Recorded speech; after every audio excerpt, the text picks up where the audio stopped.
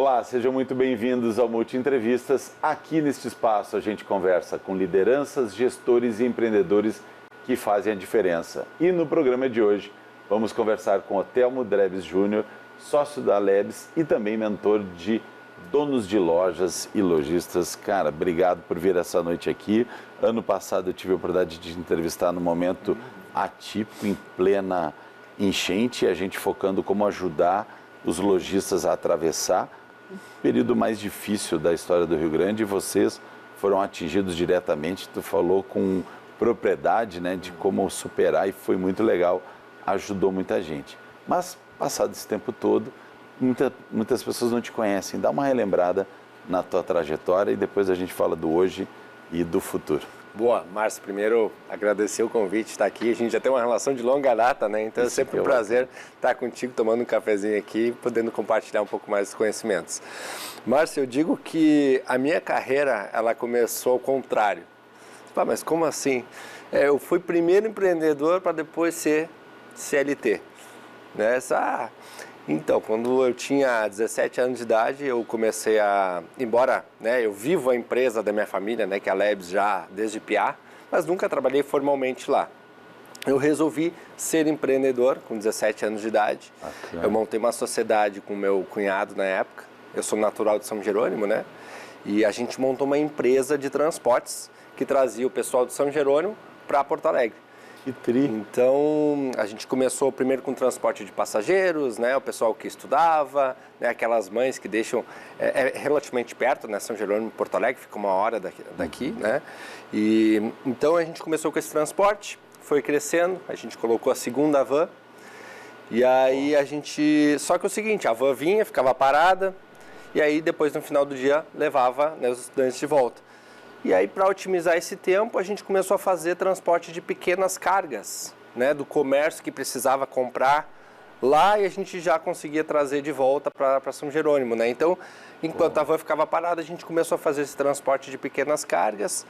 E aí né, a demanda começou a aumentar, que um pouco as caixas já começaram a ocupar o lugar dos passageiros, vão ter que colocar uma van só de carga agora. Né? Então a gente aí começou a incrementar o transporte de cargas também.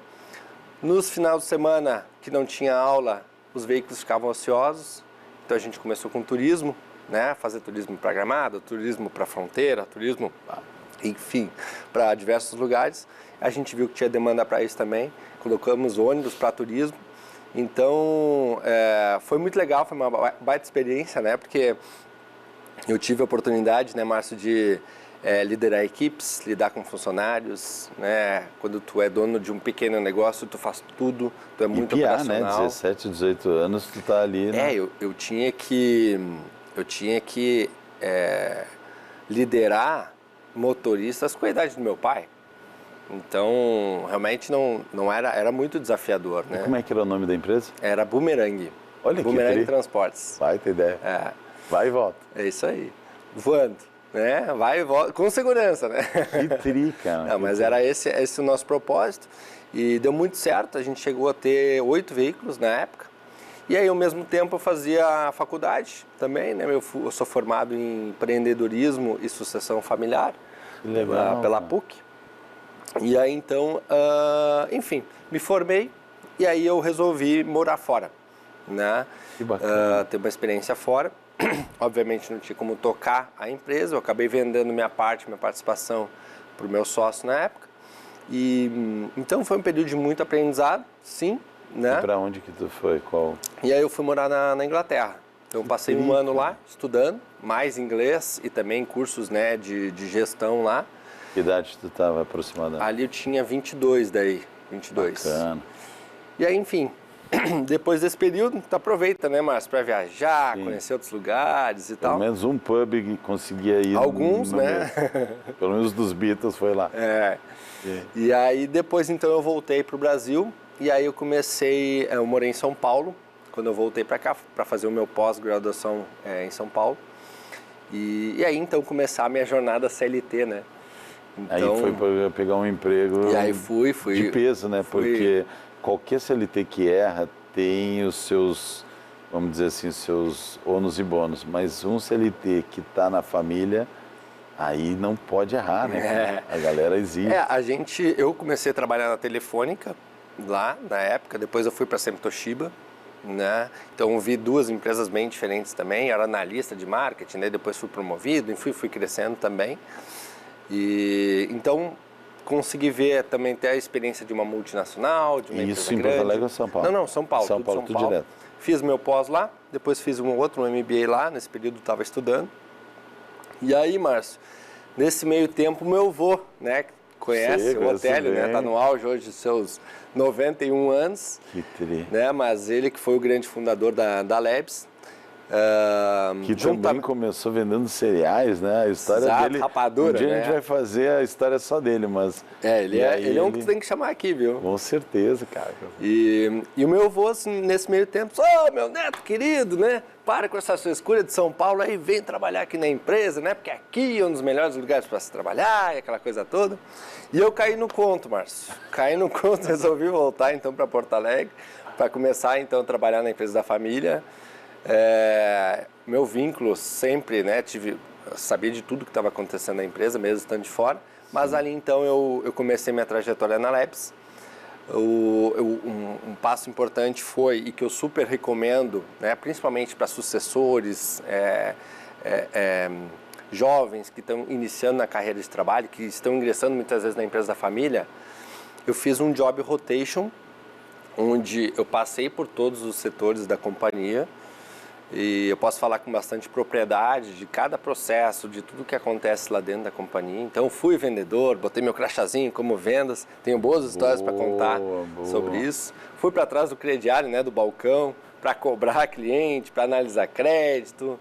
Fui para o nosso centro de distribuição, carregar pallet, ia de ônibus de manhã cedo. Fui para a nossa fábrica de confecção, trabalhei no setor de financeiro, contábil, marketing, enfim.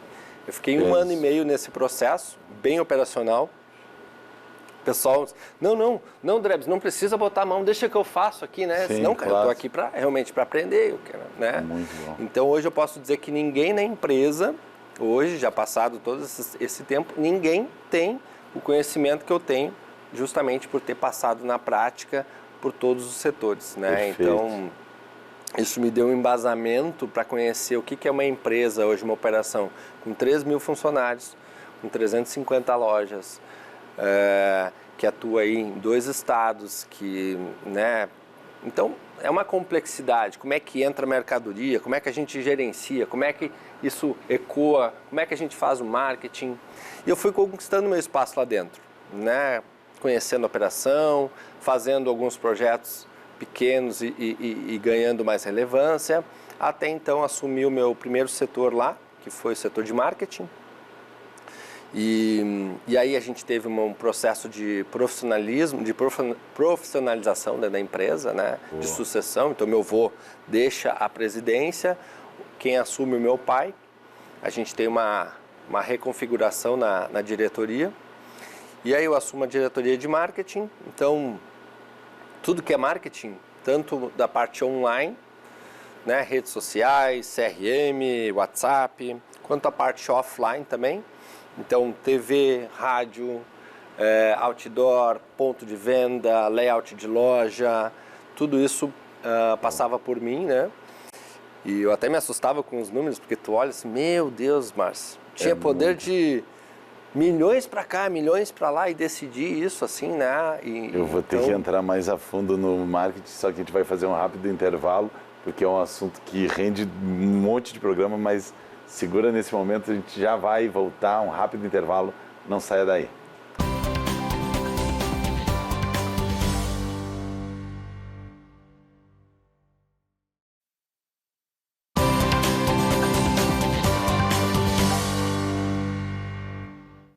Estamos de volta com Multi Entrevistas e a gente continua falando com o Telmo Drebs Júnior, sócio da Labs e também hoje mentor de vários lojistas. Tchê, daí tu comandando a equipe toda do marketing, que eram quantos? Nós tínhamos 45 pessoas Exército, só no setor de marketing. Um exército, com valores para decidir e definir se vai ou não gerar venda ou não. Exato, tinha muita autonomia, né, naquele setor. Depois eu fui ganhando espaço na empresa, assumi também o setor de vendas da companhia. Hoje a gente tem uma operação com 350 lojas, então olhar ticket médio por loja, venda por vendedor, venda por metro quadrado. A gente faz muitos cruzamentos, Márcio, para otimizar a operação, tem muito aprendizado nesse sentido. E depois, mais recentemente, também assumi o RH da empresa, que a gente veio até chamar de gente e gestão, entendendo que o RH ele é um setor estratégico e importante para a companhia. Sem dúvida. E a gente recebeu agora, pelo 6º ano seguido, a grata notícia que a gente é uma das melhores empresas para se trabalhar no Brasil. Inclusive, no varejo gaúcho, a Lebs é que está em primeiro lugar. Então, que tal? Não que a gente fique trabalhando, né, Márcio, para ganhar prêmio, não é isso, mas acaba sendo uma consequência das boas práticas nossas lá. Então, e para finalizar um pouco do meu histórico, eu acabei tomando a decisão mais difícil da minha vida, que foi abrir mão dessa parte executiva da empresa, né, para me dedicar para o projeto que eu estou hoje. Então, o que eu faço? Eu ajudo outros lojistas a prosperarem, acabo compartilhando insights, estratégias, tudo que eu já vi, né, que eu já validei dentro da empresa. Eu acabei montando um método e eu trago isso de mão beijada para esses lojistas aí, que varejo, tu sabe, é um varejo que não está fácil, porém tem suas oportunidades, a gente precisa fazer o nosso dever de casa, né? Tem os fatores externos que muitas vezes não nos ajudam, mas a gente fazendo o nosso básico bem feito, isso já muitas vezes já é o suficiente aí para a gente prosperar. E o Brasil todo daí, né? Tu não atende só gaúcho? Hoje eu atendo empresários, eu tenho um grupo de 57 empresários hoje, do Brasil inteiro. Tenho empresários de Belém do Pará, tem empresário de São Paulo, tem empresário de Paraná, aqui do Rio Grande do Sul é a maioria, obviamente, a pessoa me conhece. Mas hoje, como tudo é online, a gente compartilha tudo via ferramentas digitais, então isso possibilita dar bastante flexibilidade. Né? Para quem ainda não é teu cliente, cara, o que tu gostaria de dar algum alerta para que o cara enfrentasse esse 2026 errando menos? Assim, que erros o cara tem que evitar? Márcio, 2026 é um ano bem desafiador. Então, a gente é um ano de Copa do Mundo, é um ano de eleições, é um ano que tem mais de 10 feriados prolongados. Terceira Guerra Mundial. Exato. Então, por que eu falo isso? Porque para o varejo, cada dia conta. Ou para mais ou para menos. Se tu tem menos dias úteis, isso vai estragar a tua programação. E quando a gente coloca uma meta, né, que é muito comum, a meta, né, Márcio, ela é no amor ou é na dor. Porque as contas vão vir para pagar igual. Então, a gente precisa de um bom planejamento. E aí eu estou falando aqui de uma estrutura comercial, onde a gente faz um calendário comercial. E esse calendário, para mim, é uma das grandes soluções que vai fazer com que o empresário tenha pico de vendas, mesmo em datas difíceis, com lucratividade. E é isso um dos pontos principais que eu trago. A gente alinhar o setor de compras, com o setor de marketing e ter uma boa equipe de vendas alinhada. Quando tu junta esse tripé, isso vai fazer com que tu tenha pico de vendas. Não adianta tu só fazer marketing e faltar produtos. Não adianta tu comprar um monte e não fazer um marketing suficiente. Ou tu fazer um marketing, comprar e ter uma equipe lá completamente desmotivada, não sabendo o que está acontecendo. Então, basicamente, esse tripé é o tripé de sucesso e tem muita oportunidade. O varejo hoje, de uma forma geral, não faz esse beabá que a gente traz. Eu tenho boas histórias para contar aqui que eu aprendi com meu avô com isso. Por que surgiu essa teoria, né, que eu estou falando aqui? Cara, isso veio da prática. Né? Então, foi isso lá comprando, negociando com o fornecedor. Eu uso muito esse ditado, na prática a teoria é outra, né? E tu tem a prática e isso tu consegue dar o resultado quase que imediato, né? Porque o lojista não precisa adiar a felicidade. As datas tem as que já são clássicas, mas o cara pode criar a data dele, né? Sim. Pode criar o dia dele. Cria nossas oportunidades, né? É isso. É o mais bacana. E hoje o setor, ele sofre muito por uma ineficiência. Quando a gente tem ineficiência, a gente tem desperdícios. E aí, consequentemente, afeta nossas margens. Então, pega uma inteligência artificial que vem justamente para melhorar essa eficiência, para a gente ser cada vez mais produtivo, para melhorar a experiência do cliente lá na ponta. Bacana. Então, esses são os desafios. E tu está sempre conectado com tudo, né? Muitas vezes já foi, não dá para perder as contas para Nova York, para saber o que está na feira, está conectado com várias pessoas que estão no mundo todo. Tem alguma coisa hoje que tu já recomendaria para a pessoa, olha, começa a dar uma olhada nisso? Boa pergunta, porque eu já fui em NRF, né, que é a principal feira do varejo aí que acontece em Nova York, e eles diziam, Márcio, que a loja física ia acabar. E aí eu, meu Deus, nós com 100 e poucas lojas na época, o que nós vamos fazer com esse monte de loja, né? E aí, esse ano, foi falado muito num retorno da loja física com muita força. Por quê? Por alguns pontos. Primeiro ponto, o custo para adquirir um cliente no digital está muito caro. O CAC, custo de aquisição do cliente está muito caro. E o custo para adquirir um cliente na loja física é mais barato. Opa! Segundo, quem tem loja física tem calor humano, recebe o cliente, tem o toque, tem o atendimento, tem essa proximidade.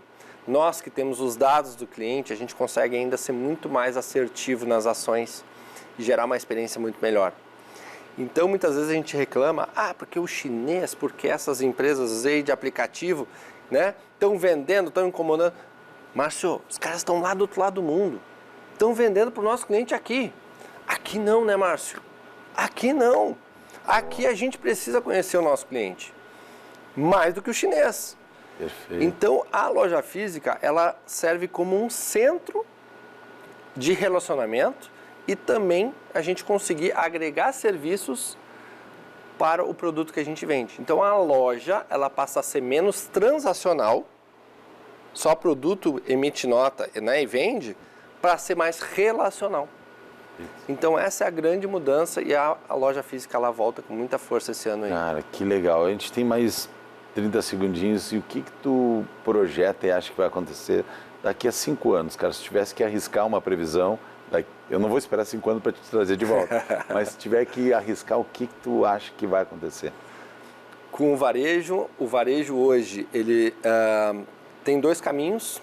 Ou o varejo vai ser um grande solucionador de problemas que vai além da compra e venda de produto, então vão ter serviços agregados para aquele teu cliente, ou ele vai ir para a marca própria, ele vai para o desenvolvimento de produto e vender direto para o cliente final, né? Daquele produto que faz sentido, onde ele coloca o propósito dele que faça sentido para o cliente dele. Então são esses 2 caminhos. O varejo que compra e vende geladeira, Márcio, está fadado aí ao fracasso. Então esse realmente eu não acredito que é o varejo do futuro dos próximos 5 anos. Que legal. Cara, e quem quiser te contratar, como é que te acha? Primeiro pode me seguir nas redes sociais, DrebsJR, né, de Júnior, segue lá. E eu quero, inclusive, abrir um espaço para os telespectadores que estão nos ouvindo aí, que estão nos assistindo, oportunizar, quero muito conhecer o negócio de vocês, faço questão, Márcio, de analisar, se for o caso, faço uma sessão, que eu digo, de diagnóstico gratuita para que a gente possa olhar o negócio de vocês, identificar oportunidades e eu, genuinamente, vou fazer as minhas contribuições com o meu olhar, com as minhas críticas e poder dar esse plano prático para quem está nos assistindo. Então, isso de uma forma gratuita, vou disponibilizar um tempo na minha agenda. Quem quiser participar, acessa minha rede social lá e ali tem um link para fazer a inscrição. Cara, obrigado a aula, obrigado o presente. E mais uma vez, né, a gente já vê a jornada e vê que não importa se vai ser pandemia, enchente, tu vai superar, a gente vai superar junto. Não é só nas ruins, né, mas tem que ser nas boas também, né? A gente sempre está conseguindo ganhar na ruim, imagina na boa, né? Tia, obrigado. Multi Entrevistas, se tu sentiu que esse conteúdo serviu para mais pessoas, compartilha, vai lá no nosso canal no YouTube e compartilha esse conteúdo com quem possa precisar. Hoje a gente fica por aqui e até o próximo programa.